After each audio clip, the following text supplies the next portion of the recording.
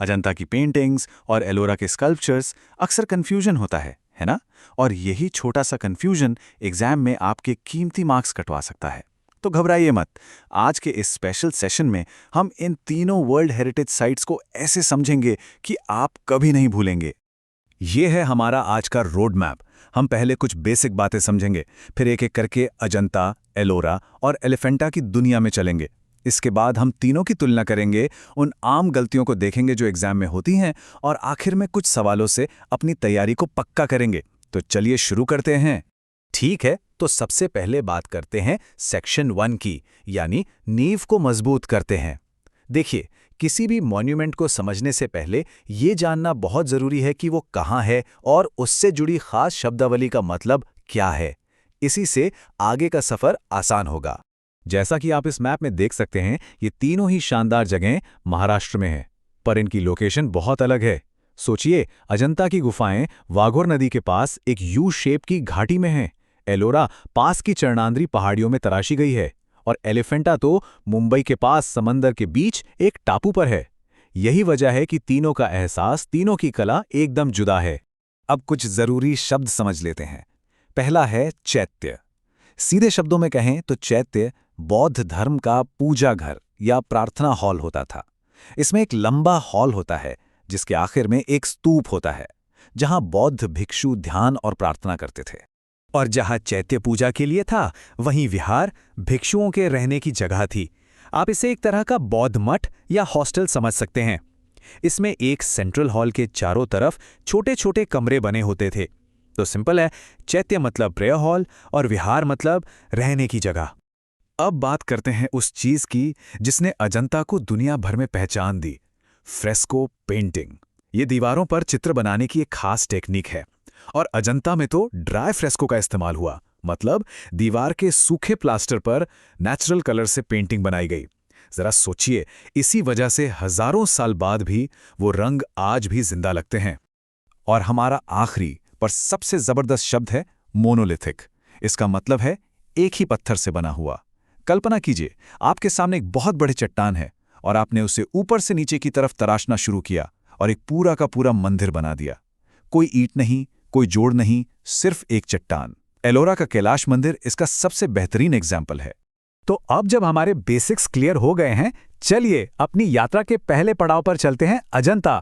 ये प्राचीन भारत की एक शानदार आर्ट गैलरी है जो पूरी तरह से बौद्ध धर्म को समर्पित है। अजंता की कहानी 2 हिस्सों में है। पहला फेज था सातवाहन राजाओं के टाइम का। तब बौद्ध धर्म की हीनयान शाखा का प्रभाव था, जिसमें बुद्ध को सीधे नहीं बल्कि स्तूप जैसे सिंबल्स के जरिए पूजा जाता था। फिर कई सदियों बाद वाकाटक वंश के दौरान महायान शाखा का प्रभाव बढ़ा। इसमें बुद्ध की मूर्तियां और उनकी कहानियों पर जोर दिया गया, और यही वो दौर था जब अजंता की वो विश्व प्रसिद्ध पेंटिंग्स बनी जिन्हें हम आज जानते हैं। अजंता की दुनिया से निकलकर अब हम करीब 100 किलोमीटर दूर एलोरा चलते हैं। ये एक ऐसी जगह है जो किसी एक धर्म की नहीं बल्कि 3 महान धर्मों बौद्ध, हिंदू और जैन की कला का संगम है। सही मायने में ये पत्थरों पर उकेरी गई भारत की धार्मिक सहिष्णुता की कहानी है। ये चार्ट देखिए, ये एलोरा की पूरी कहानी कितनी आसानी से समझाता है।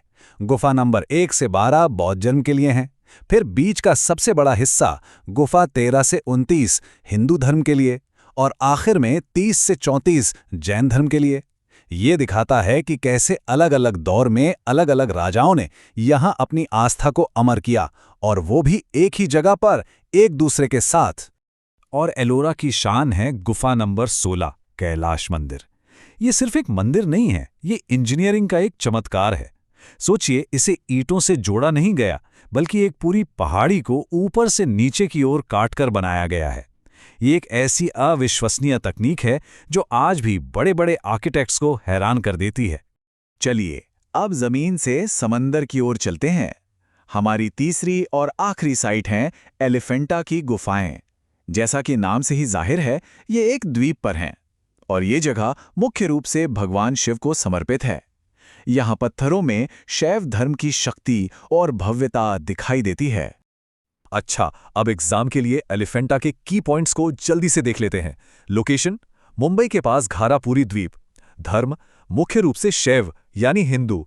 सबसे बड़ा अट्रैक्शन भगवान शिव की विशाल त्रिमूर्ति प्रतिमा, और इसे बनवाने वाले राजा कलचुरी और चालुक्य राजवंश के।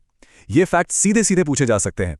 तो अब तक हमने तीनों साइट्स को अलग अलग समझ लिया, लेकिन एग्जाम में असली खेल इनकी तुलना करने में है। तो अब हम आते हैं सबसे ज़रूरी सेक्शन पर, अल्टीमेट कंपैरिजन और एग्जाम ट्रैप्स। यहाँ हम ये पक्का करेंगे कि आपका कोई भी कन्फ्यूजन ना बचे।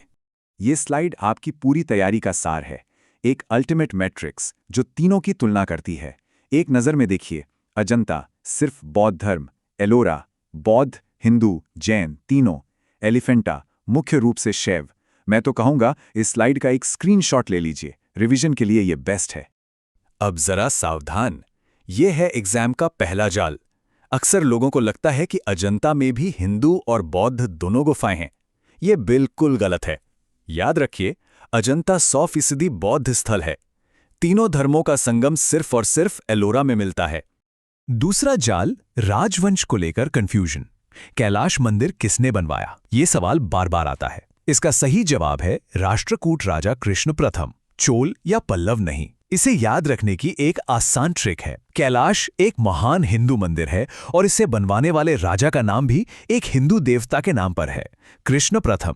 तीसरा और सबसे कॉमन जाल, कला का फर्क। इसे हमेशा के लिए दिमाग में बिठा लीजिए। ए से अजंता, पी से पेंटिंग्स, ए पी, और ई से एलोरा और एलिफेंटा, एस से स्कल्पचर्स, ई एस। अजंता मतलब पेंटिंग्स, एलोरा और एलिफेंटा मतलब मूर्तियां यानी स्कल्पचर्स। बस इतना ही। और आखिरी जाल, एक मशहूर पेंटिंग की लोकेशन, पद्मपाणि बोधिसत्व की ये विश्व प्रसिद्ध पेंटिंग कहाँ है? बहुत से लोग इसे एलोरा समझ लेते हैं, लेकिन नहीं, ये अजंता की गुफा नंबर 1 की शान है। ये भारतीय कला का एक आइकॉन है। इसकी सही जगह याद रखना बेहद जरूरी है। तो अब तक हमने सारी जरूरी बातें सीख ली हैं। अब वक्त है अपनी नॉलेज को टेस्ट करने का। चलिए हमारे आखिरी सेक्शन की तरफ बढ़ते हैं, फाइनल रिवीजन और प्रैक्टिस टेस्ट। देखते हैं आपको कितना याद रहा। पहला सवाल, एलोरा के कैलाश मंदिर के निर्माण का श्रेय किस राजवंश को दिया जाता है? थोड़ा सोचिए। अगर आपका जवाब राष्ट्रकूट है तो आप बिल्कुल सही हैं।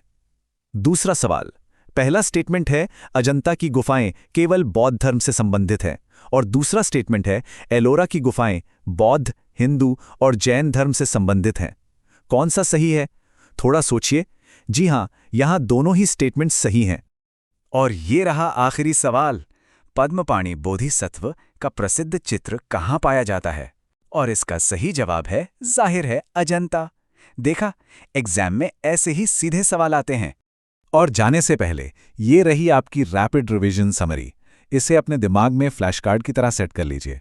अजंता सिर्फ बौद्ध और पेंटिंग्स, एलोरा 3 धर्म और स्कल्पचर्स, खासकर कैलाश मंदिर, एलिफेंटा द्वीप पर शैव धर्म और त्रिमूर्ति, और सबसे बड़ा अंतर, अजंता मतलब पेंटिंग्स, एलोरा एलिफेंटा मतलब स्कल्पचर्स। इस जानकारी के साथ आप इस टॉपिक से आने वाले किसी भी सवाल का सामना करने के लिए पूरी तरह से तैयार हैं। पढ़ते रहिए और आगे बढ़ते रहिए।